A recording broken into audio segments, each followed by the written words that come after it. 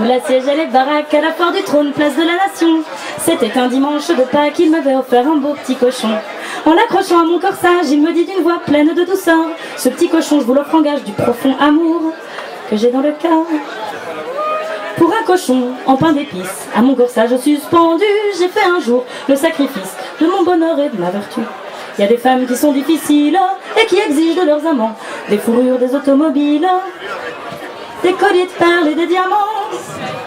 Mais moi je suis franche en amour et je n'y mets pas tant de malice. J'ai tout donné en un seul jour pour un cochon en pain d'épices. Je l'avais mis dans ma chambrette sous le grand portrait du cousin André. En regardant sa queue en trompette, je me suis souvent surprise à pleurer. Couvert de sucre et de poussière de mon grand bonheur, il fut le témoin d'un bonheur extraordinaire qui dura 6 semaines, peut-être un peu moins. Mon petit cochon en pain d'épices, je l'aimerai toujours, toujours, car sans le savoir, il fut complice de mon premier frisson d'amour.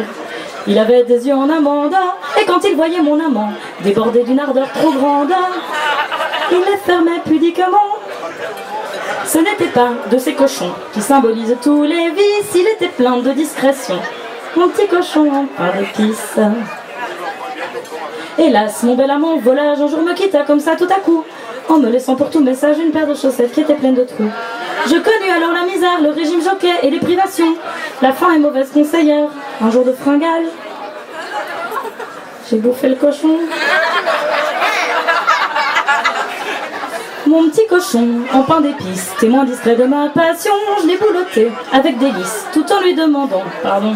Mais sa chair, autrefois si fine, avait durci avec le temps, et je me suis cassé 2 canines et 3 molaires en y mordant.